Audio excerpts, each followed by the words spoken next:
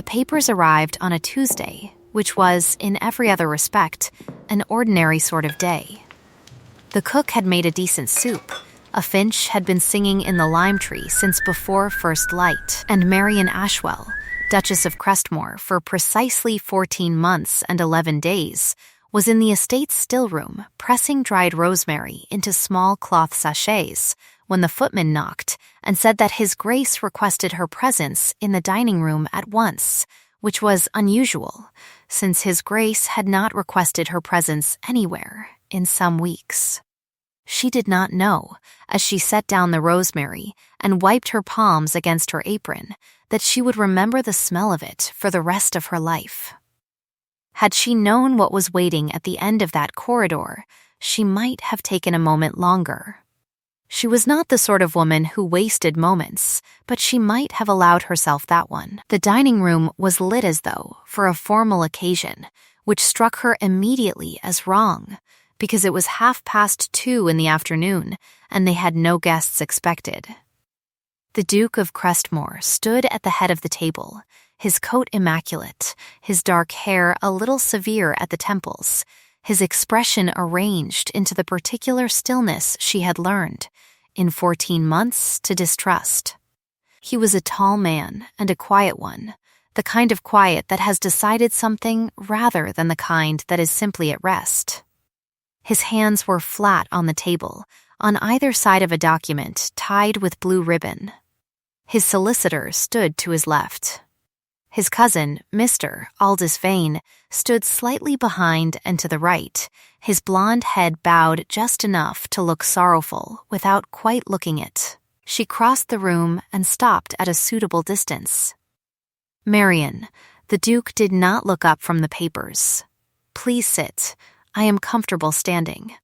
A small movement at his jaw. He let it pass. Then he untied the ribbon, smoothed the first page, and began to read aloud in the same register he used to address Parliament, even and unhurried, as though reading a list of provisions rather than the terms of the dissolution of her life. The petition named irreconcilable estrangement. It noted the failure of the union to produce issue. It described, in the particular bloodless language of legal documents, a marriage that had been, in essence, a transaction, and stated that both parties agreed to its conclusion. She waited until he finished. The solicitor cleared his throat softly and extended a pen across the table. She took it. She signed her name Marian Eliza Ashwell, as she had always signed, not the Crestmore she had never quite managed to feel was hers, set the pen down and curtsied. Not a shallow curtsy, not an ironic one.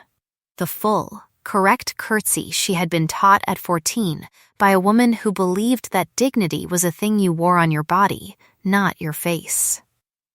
Then she left. She heard Aldous Vane say, as she reached the door, "That was gracefully done, cousin, cleaner than I expected." He had a beautiful voice, warm as banked coals, and he was smiling. She heard the particular soft pleasure in it, the way a man's voice sounds when he is savoring the resolution of a thing he arranged. She did not stop walking.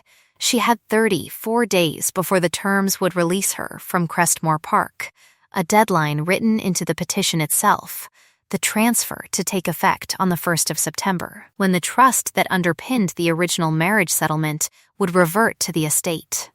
She had known about the deadline before she walked into that room. She had known about several things before she walked into that room, and she had signed because the signing was not the end of the matter. It was, if she was right, about what was written in the ledger beneath Aldous Vane's careful hand, precisely the beginning. The finch was still singing in the lime tree. She counted its notes as she walked back toward the still room, because counting steadied her, and she required steadying. She was not weeping. She had decided she would not weep until she was certain there was nothing useful left to be done, and she was not yet certain of that. Not even close. Marian had come to Crestmore Park 14 months ago under circumstances that charitable observers called a practical arrangement and honest ones called what it was: a woman with no money, no family left worth the name, and a remarkable ability to manage accounts married to a duke with a great deal of land, a great deal of debt, and very little patience for the kind of society wife who spent his income on bonnets and opera boxes. The Duke's first wife had died 3 years prior. He had not, so far as anyone could tell, recovered from it in any way that signified. He was polite to Marian. He was attentive to his estates. He was something she might have called kind, in the way that a well-run institution is kind, efficient, reliable, and disinclined toward warmth as a matter of policy. She had managed his household accounts for 4 months before she began to notice that they did not balance. Not in the ordinary ways that accounts fail to balance, a forgotten invoice, a steward's arithmetic, but in the specific, deliberate way of a man who knows exactly what he is doing and is very good at covering it. The discrepancies were small, at first, £40 here, 80 there. Then larger. Then systematic. The monies moved through 4 separate ledger books, and Marian suspected that no single person at Crestmore Park had access to all 4, except herself, because no one had thought to restrict the Duchess from the household accounts, and no one had understood that she could read a ledger the way a musician reads a score, following not just the notes but the silences between them. Aldous Vane had managed the Crestmore estates for 11 years. He was the Duke's first cousin, his closest confidant, the man who had negotiated the marriage settlement. He was 35, elegant, and apparently beloved. Every servant she had spoken to in careful, sideways ways over the months mentioned him with a particular warmth that she had eventually identified as relief. The relief of people accustomed to a man who remembered their names and smiled when he looked at them. He had been stealing from the Duke for 7 of those 11 years. More than that, he had been doing it cleverly. The money did not disappear from the estates directly. It moved, in small purposeful increments, through a London bank account maintained in the name of a fictional land agent named H.A. Croft, whose correspondence Marian had found, quite by accident. She had told no one. It had been entirely an accident, pressed flat inside the cover of a ledger volume that had been shelved in the wrong sequence, about 8 inches from her left hand on an October afternoon. She had said nothing. She had gone on pressing rosemary. She had begun copying. The woman who had taught her to curtsy had also taught her, at the age of 11, that a woman who wishes to survive in a house that does not belong to her must keep 2 things always: a record and a route. Marian had the record. The route was why she had signed the papers this afternoon and left without a scene, because a scene would have warned him, and she was not ready for him to be warned. She had 34 days. She thought she needed perhaps 12. Her ally in this, though he did not yet know the full extent of what she intended to deploy him for, was a man named Percival Goss, who had been the Crestmore housekeeper's husband for 30 years until the housekeeper had died, and who had stayed on afterward in a sort of unofficial capacity that no one had properly defined, which meant that he went everywhere and was noticed by no one. He was 71, had opinions about everything, and had, on 2 occasions, made Marian laugh out loud at moments when she had not believed herself capable of it. He was the first person she went to find. She discovered him in the kitchen garden, addressing a cabbage with the resigned authority of a man who has given up expecting anything from cabbages but continues the relationship out of principle. "Well," he said, "without looking up, you've still got your apron on, which means you didn't throw it at him, so I'll count that as composure." "How did you know where I had been?" "Didn't. Knew where you'd come from." He straightened, and his knees announced themselves. The footman told the kitchen told the scullery, and the scullery told the cat, and I don't speak cat, but the cat told me in her way by leaving the room. She has no patience for grief. I am not grieving. Course not. He handed her a sprig of something she did not immediately identify. Smell that. Tell me what it is. She smelled it. Rue, there you are then. He tucked it back into his pocket. 14 months in, and you can tell Rue by smell in a kitchen garden on a Tuesday. He doesn't deserve you, but that's not our immediate concern, I suppose. What do you need? She told him. Not everything, not the full range of what she suspected and what she could prove, but enough. She told him about H.A. Croft. She told him about the 4 ledger books. She told him that she needed, before she left this house, to place certain documents in the hands of a man whose authority Aldous Vane could not dismiss, and she named who that man was, Sir Edmund Graves, of the Crestmore Trust, who was also a magistrate, and who was due to arrive at the estate on the 18th of August for his annual review of the estate accounts, which was in 8 days. Percival Goss looked at her for a long moment. Then he said, "You copied them, didn't you? All of it."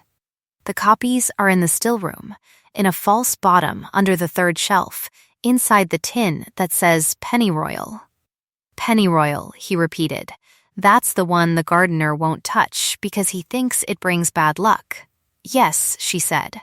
"I chose it for that reason." He was quiet for a moment, not the quiet of a man deciding whether to help. She had already understood that he would help, had understood it since October, but the quiet of a man rearranging what he had assumed was happening. Then he said, 8 days is manageable. But Vane will move as soon as he understands the annulment has been signed. He does not yet understand why I signed without argument. He will. By then, she said, it will not matter that he does. She paused. There is one other thing. I need to speak to His Grace. Percival Goss looked at her with the expression of a man recalculating a sum he thought he had already solved. You're going to tell him? No, she said. I am going to ask him one question. And I need to be alone with him to do it. The Duke was in his study at 5 o'clock, which she knew because she had spent 14 months learning every habit of the house she lived in, which was, she had always understood, the only real power available to a woman in her position. He looked up when she appeared in the doorway. Something moved briefly across his face before he arranged it back into stillness. Marian, I had not expected. I only want to know one thing, she said. I will ask it and leave and not trouble you again until I am gone from this house. You have my word. He set down his pen. He watched her the way he always watched her, carefully, without expression, the way a man watches something he is not certain he has understood. Ask, did you read the petition before you signed it? A pause. Of course. All of it? The stillness deepened. The material portions. She nodded once, thank you. She turned to go. Marian, she stopped but did not turn. The petition was prepared by Vane's solicitor. I reviewed the summary. Another pause. This one was different in character, harder, slower. The pause of a man finding a floor where he expected a floor and discovering instead a seam. Is there something I should have read more carefully? I think, she said, still facing the door, that you may wish to review the clause establishing the trust reversion. She paused. All of it. Tonight, if you have time. She heard him reach for the document before she reached the hall. The next 6 days had a particular texture to them. On the surface, they were very quiet, the ordinary August quiet of a country house between the end of the shooting season and the beginning of whatever came after. Marian continued to press sachets in the still room.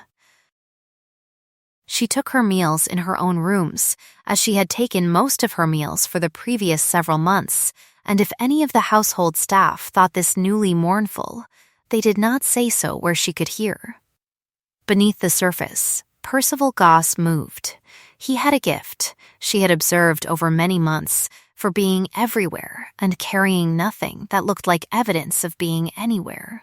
He visited the estate office on the pretext of retrieving an old bill of lading from the archives. He retrieved, along with the bill of lading, the keys to the secondary filing room that Aldous Vane kept locked, but that Marian had twice copied documents from in the previous months, and that required, it turned out, a key that Percival had held for 30 years because no one had thought to ask for it back. "Never lost a key in my life," he had said. When she expressed something like wonder at this, "Man gives you responsibility for a lock, he ought to keep track of it himself." On the 4th day, Aldous Vane appeared in the still room. He was beautiful in the way that some men are beautiful, effortlessly, as though it had been decided for them and required no upkeep. He had the kind of face that made people trust him before he had spoken, which was, she had thought many times, the most dangerous kind of face to have. He stood in the doorway and smiled, which was a thing he did the way other men breathe, without apparent effort. "I came to see how you are keeping," he said. "In the circumstances." "I am keeping quite well." She did not stop what she was doing. "The rue is particularly fragrant this year. I have been drying it, practical, as always." He moved into the room, not quite far enough to be forward, exactly far enough to be intimate. "I hope there are no hard feelings, Marian." The decision was difficult for all of us. "I have no hard feelings." She squared a cloth sachet, corner to corner. "These things happen." "They do." He picked up a sprig of dried lavender and examined it with the attention of a man who finds lavender interesting, which she doubted he did. "I wonder, and I ask only as someone who has your welfare at heart, whether you have given thought to your settlement. The annulment is quite generous, but if there is anything I can do to smooth the transition, I hope you will not hesitate to ask. I have some influence in matters of this kind." She set down the sachet. She looked at him directly, which she had learned was the thing people like Aldous Vane least expected from someone in her position, because invisibility was supposed to come with averted eyes. "That is very kind of you. Not at all." His smile stayed perfectly in place. "You have been an excellent manager of this household. It would be a pity if that skill went unrecognized." A bribe, she thought. Delivered in the gentlest voice in the room. She had known it was coming, had known it the moment she heard his voice over her shoulder in the dining room, savoring the word cleaner. He was offering her something, a reference, an endorsement, perhaps an introduction. All of it contingent on her leaving quietly, without having looked too carefully at the accounts. "I manage accounts," she said pleasantly. "I hope I will always find work in it. Thank you for thinking of me." He studied her for a moment with his warm brown eyes, looking for the thing she was hiding the way a man looks for a coin he heard drop, without seeing where it landed. She gave him nothing to find, because she had spent 14 months perfecting the particular blankness that meant nothing, and it was one of the 2 skills she was most proud of.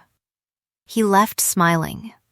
She counted to 40 after the sound of his footsteps faded, then went directly to the pennyroyal tin and verified that the copies were exactly where she had left them.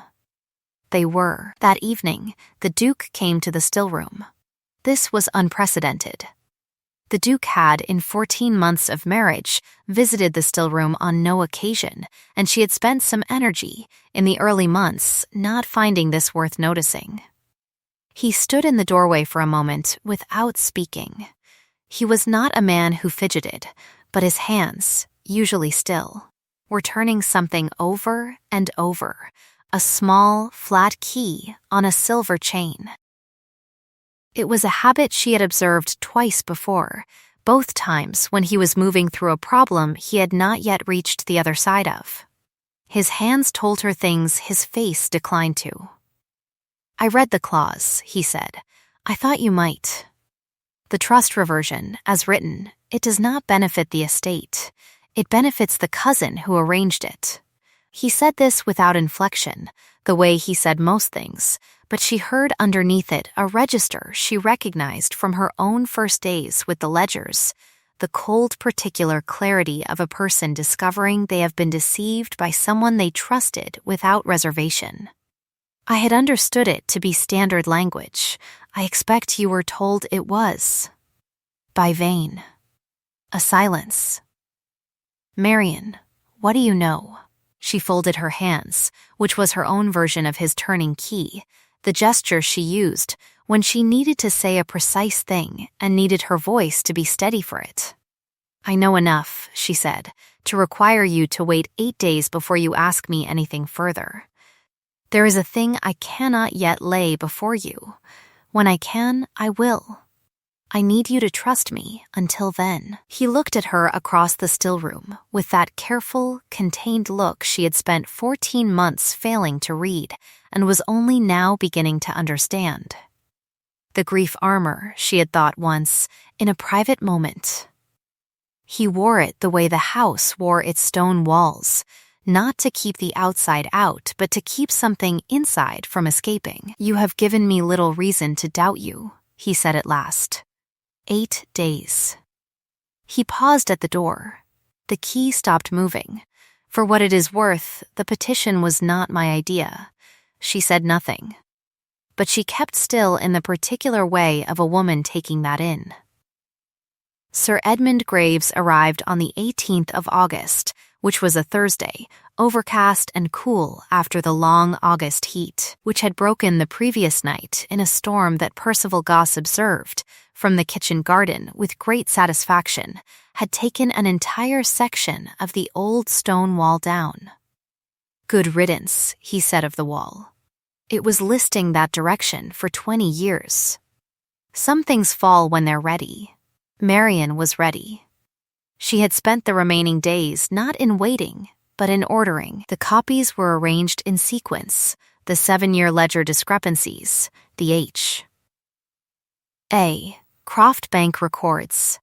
The 4 letters in Aldous Vane's own hand directing the agent to make certain transfers, and the piece that had taken her the longest and cost her the most nerve to copy, because it required her to return twice to the secondary filing room with Percival's key. A document dated 3 years prior, in which Aldous Vane had assessed the Duke's first wife's health for the benefit of a London solicitor she did not recognize, and had described certain symptoms with a specificity that had nothing to do with ordinary family concern. She did not know yet what that document meant. She knew it needed to be in Sir Edmund Graves's hands before she drew any conclusions from it. She also knew, since Percival had told her the previous evening, with the studied calm of a man delivering news he would rather not, that Aldous Vane had been through the still room in her absence that morning. The pennyroyal tin had been moved. The copies were gone. She had been expecting this since Wednesday. She said, "The secondary copies are in the library, in the false spine of the 3rd Blackwoods volume from the left on the east wall." Percival was quiet for a moment. "You made secondary copies." "I made 3 sets," she said, "in October, November, and January as each set grew. The January set is in a flour tin in Mrs. Greer's kitchen, where I put it 6 months ago and told her it was dried elderflower, and Mrs. Greer has not opened a tin without asking me since the incident with the powdered orris root, so I believe it is safe." Percival Goss looked at her with an expression she could not immediately classify. It was not quite admiration. It was more like the look a man gives a thing he thought he had understood and has now revised upward substantially. "You planned this in October," he said. "I hoped it would not be necessary," she said. And then I planned it in October. The meeting in the estate's receiving room that afternoon contained, in addition to Sir Edmund Graves, the following persons: the Duke of Crestmore, Aldous Vane, Missy, Vane's own solicitor, a small, precise man named Tate, who had arrived that morning on the same carriage as Sir Edmund, and who now sat very still at the edge of the room, Percival Goss in his unofficial capacity, Mrs. Greer the cook in her official capacity as the holder of a tin, and Marian herself, who had been admitted by Sir Edmund at the Duke's request, and who stood to one side of the fireplace with the January copies in a cloth-wrapped packet under her arm. Aldous Vane arrived last. He entered smiling, as he always did, and took in the room with the swift, comprehensive ease of a man who is accustomed to walking into rooms and understanding them. His gaze moved to the packet under Marian's arm and stayed there for one beat longer than was natural. "Edmund," he said warmly. "What a pleasure. I didn't know we were expecting. This is quite a gathering." Sir Edmund, who was a compact, gray-haired man, with the manner of someone who has spent his career watching people decide to tell him the truth, said nothing. He looked at Marian. She unwrapped the packet. She placed the January copies on the table in the order she had established: ledger sequence, bank records, Vane's letters, and the document from 3 years prior, which she set separately to the right. Then she produced, from her apron pocket, a single object that she had been carrying since the previous morning, a small brass key, tagged with a number she had memorized in October, that unlocked the secondary drawer of the filing room desk, and that Percival Goss had pressed into her palm after extracting it, with his usual invisible efficiency, from the ring Aldous Vane had never noticed was incomplete. She set the key on top of the document from 3 years prior. "Mr. Vane," she said, in the same pleasant tone she had used in the still room 4 days ago, the secondary filing room. "Is the desk locked?" Something changed in the room at that point, not in Aldous Vane's face, which remained excellent, but in his hands. There was a stillness there that was the opposite of the Duke's stillness, because the Duke's stillness was chosen and Vane's was forced, and the difference is visible if you have learned to look. She had learned to look. "I don't see what bearing it is locked," she said. "I know, because I have been in it." The drawer accessed by that key contains, among other things, the original account books for H.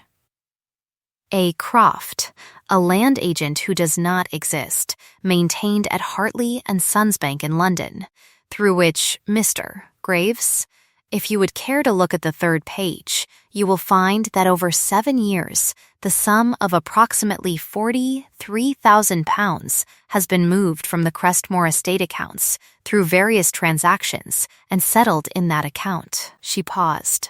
"At an average annual rate that precisely matches Mr. Vane's own annual expenditure, which Sir Edmund will have the estate's receipts to hand to verify." The room was quiet. Outside, a pigeon was carrying on about something in the eaves, indifferent to the entire proceeding, which she found useful to note. Sir Edmund was already reading the 3rd page. Mr.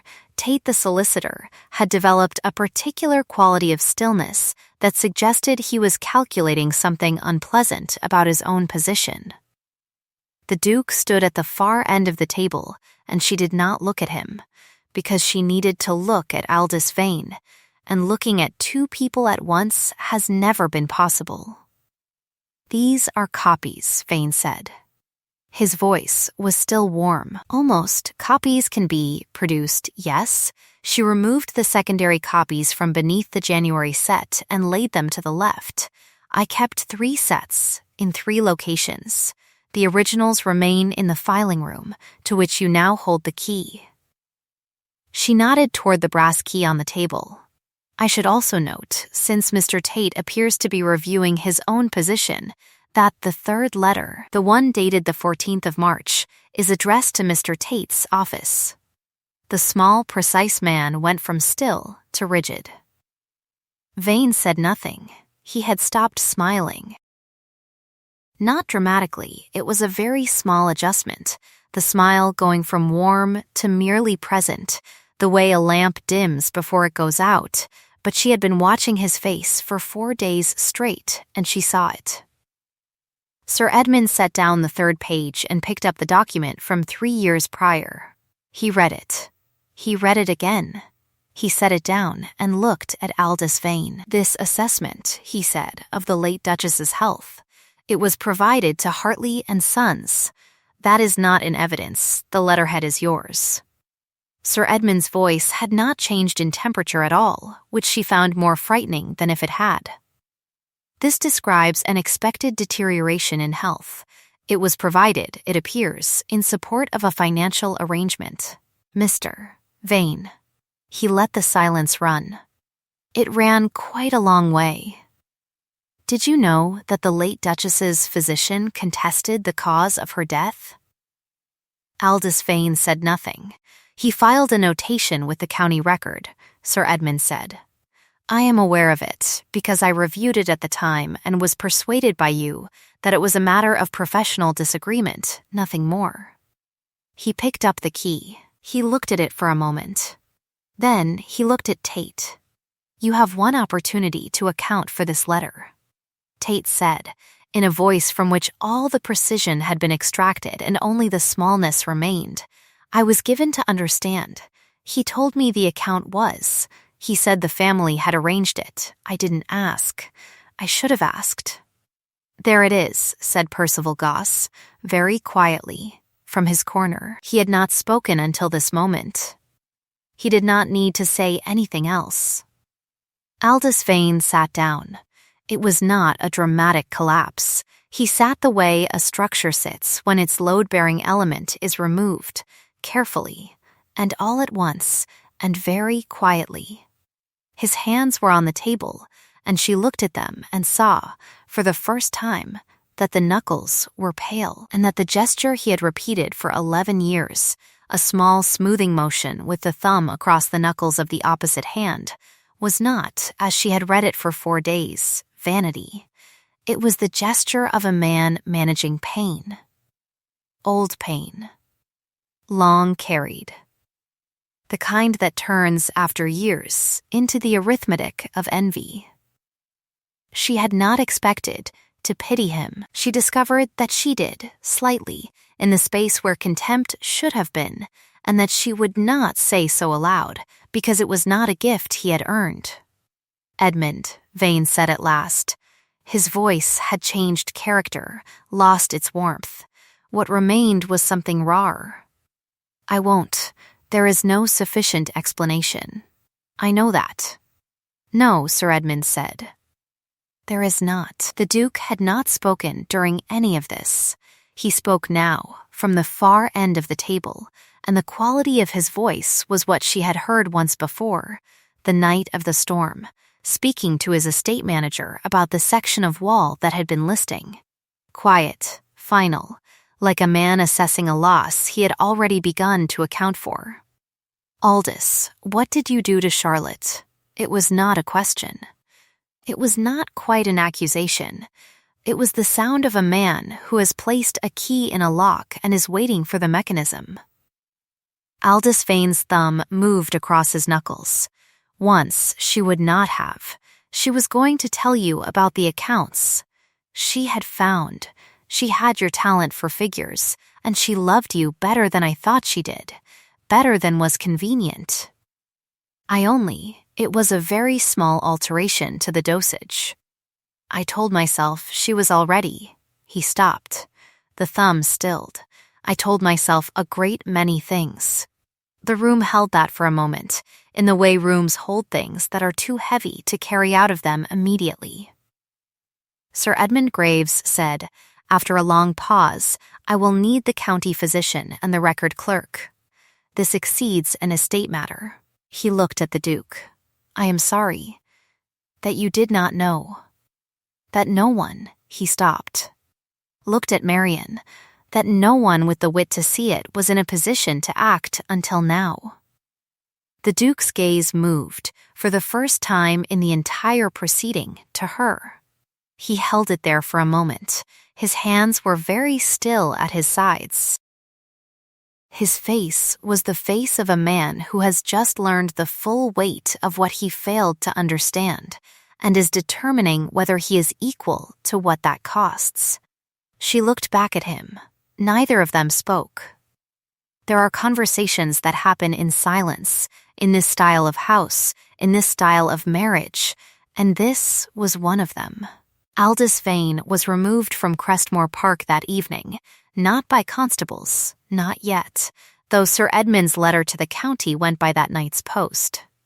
He walked out the front door with a small bag and the knowledge that Tate had already begun to cooperate. The Duke had arranged for him to go to his mother's house in the next county, under his own recognizance, with the understanding that running would compound every charge. It was mercy not by any measure he had earned, but by the measure of the late Duchess, who had loved a man who had not known how to protect her, and who would not. The Duke said quietly to Sir Edmund in Marian's hearing, "Compound her losses with her cousin's blood." Percival Goss wept in the kitchen garden for approximately 3 minutes, during which time Mrs. Greer stood beside him with her apron corner pressed to her own eye, and said nothing, which was the most words they had exchanged in 30 years on the same subject. Then he blew his nose and went to find the cat. Marian spent the night in the still room because she did not know where else to be, and because the smell of rosemary and rue was, by this point, the smell of things she could trust. The Duke came to the still-room door at 11:30. "You cannot sleep either," she said. "I have not tried."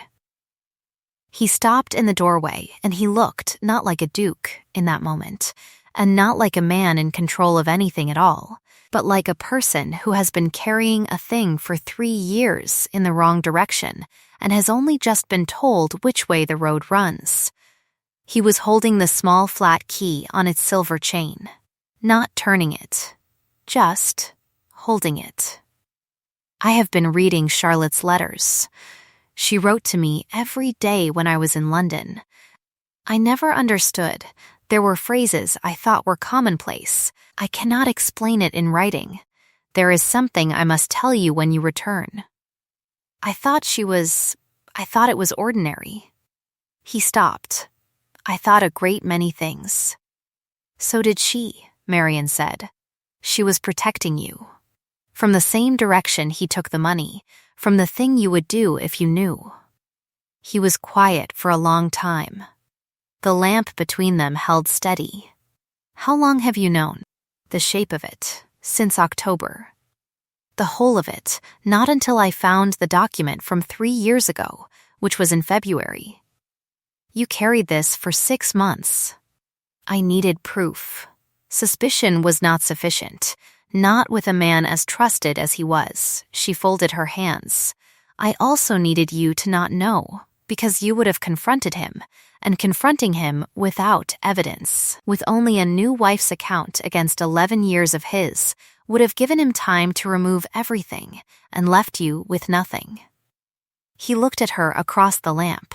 You understood that about me. In October, I understand, she said carefully, that you act on what you know, and you act alone, and you prefer to put yourself between a threat and everyone else without asking whether they would choose that. A pause. It was the thing about you I found most recognizable. Something happened at the corner of his mouth. A very small thing. It was the first time, in 14 months, that she had seen it happen, and it was, she thought, a thing worth noting that it happened now, in the worst night of his life, at something she had said that was not kind exactly, but was true, which perhaps came to the same thing for people like them. Marian, he said. The annulment petition. He paused. The solicitor who prepared it. I have discovered, after reading the clause, that the terms were not precisely what I was told they were. No, she agreed. If you wished to, if you chose to, the signature could be contested, on the grounds that the framing document was fraudulent. He was choosing his words with great care, which was not his usual mode. He was usually direct to the point of bluntness, and watching him be careful was its own kind of information. I am not asking you to stay. I want to say that plainly. I would not have you stay because you signed a document under false pretenses. I would not have you stay because you are owed a debt, or because it is convenient, or because you have managed this house better than anyone in memory, and I don't know how I would replace you, which is also true, but it is the wrong reason, entirely. He stopped. His hand closed on the key. I am asking you to stay because I would very much like to know what you would become in a house that did not require you to be invisible. And because I think I have been turning in the same direction for 3 years, and you have shown me it is possible to face a different way. He paused once more, and then said, in the same tone he used for everything, level and contained and carrying everything he would not say underneath, marry me because you wish it. It is the only reason I will take. She looked at him for a long time. The lamp held between them, steady and ordinary as it had been all night. Ask me again in the morning, she said, when it is light, and I have slept, and you have, and we have both had the night to be certain. She paused. But yes, if you are asking, in principle, yes. He stood still for a moment in the way he stood still when something was resolving. Then he nodded once and turned to go, and at the door he stopped and said, without looking back, Charlotte used to say the trouble with me was that I kept everyone warm at such a distance that they were cold. I thought it was a complaint. Another pause. I think now she was telling me something. She was telling you something, Marian said. She was very precise. He left. The lamp burned on. She pressed rosemary into the last sachet, one corner to the next, until the work was done. In the morning, when it was light and the finch had started again in the lime tree, he came back and asked her again. She said yes. They were married on a Thursday in October, a small ceremony, as she had wanted, with the library's cold autumn light coming through the east windows, and Percival Goss weeping openly in a way that he called an incident with the dust, and that everyone agreed was very creditable of him. Mrs. Greer wore her second-best dress and brought a cake nobody had asked for, which was eaten entirely. The redeemable rival, a Mr. Fenwick, who had wagered publicly in July that the new Duchess would not survive the season, and who had, on the morning after the tribunal, returned his winnings to the estate's household account with a letter so precisely apologetic that Percival kept it for years, Mr. Fenwick sat in the second row and did not say anything objectionable, which was, for him, a significant personal achievement. He was given a position that autumn on the county drainage committee, which suited him, and he took up the work with the kind of seriousness that suggested a man who has found something worth being earnest about. Aldous Vane was tried the following spring. He was convicted. The sentencing was, at the Duke's explicit request, measured rather than severe, the prison term suspended in favor of a long exile, with the condition that he send back, across several years, whatever portion of the money could be recovered, and that it go into a fund in the late Duchess's name for the medical expenses of the county's poor.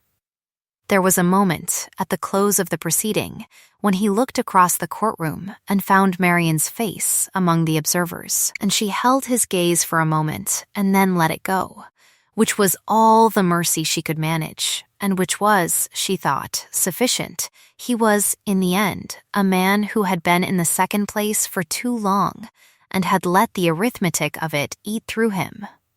She did not excuse it. She did not excuse it at all. but she understood, very slightly, the cold mathematics of being always overlooked, always adjacent, always spending more than you received and receiving nothing back. And she understood it because she had lived a version of it, and the difference between her and Aldous Vane was the difference between turning that grief into something you build and turning it into something you take. Tate cooperated fully and was struck from the rolls and took up a position in Bristol managing a small merchant's accounts with, by all reports, scrupulous honesty and a horror of ledger discrepancies that his new employer found excessive but useful. Sir Edmund Graves came to dinner in November and stayed 3 days and declared, on leaving, that he had not spent a better 3 days in a country house in 20 years. He brought a bottle of something excellent that Percival Goss opened without asking, and adjudicated alone in the kitchen as a matter of principle. He was reproved for this. He did not look repentant. In the June following, a warm June, the lime tree out in full noise, the finch at its post since dawn, the Duke came into the still room at 8:45 in the morning, for no reason that he stated, though the reason was visible, she thought, to anyone paying attention. He stood in the doorway and watched her work for a moment. "You are pressing rue again," he said. "It is rue season." She looked up. "You could help. It is not difficult." He came into the room, which he had not done uninvited since October, and stood beside her at the table and picked up a sprig with the caution of a man handling something he does not want to damage. She watched his hands, working hands, she had thought when she first noticed them, hands his rank should not have, and she still thought so, with the additional thought that she was glad of it. He pressed the rue inexpertly, but earnestly into the cloth, and the morning light came in at the west window and lay itself across the table, and the finch outside carried on with its concerns, and she did not say anything, and neither did he, because they had found, over the past 14 months of a better kind, that some of the best of what they had was carried in the silence. She had once said to him, in the very early days of the second marriage, when he was still learning not to stand between her and anything that worried him, "I don't want to be kept warm at a distance. I will tell you plainly when I am cold." He had looked at her with those careful gray eyes and said, "And I will tell you plainly when I am keeping a secret, so that you have time to find the pennyroyal tin." It was the second joke he had made in her presence. She had counted. She intended to go on counting. He pressed the rue into the cloth, corner to corner, and it was not perfect, but it would hold. If this story settled something in you, the particular warmth of a truth brought into the light at last, of someone seen who had been so long overlooked, then come and stay a while longer. There is always a chair kept here, and the fire does not go out. I would love to know, when Marian signed those papers and curtsied and left, what did you think she was carrying? Tell me in the comments the moment you knew. If these firesides are the kind of company you keep, there is a place here for you always. Subscribe, and I will save you the chair by the lamp. Sleep well, and be gentle with the ones who have been counting, quietly, all along.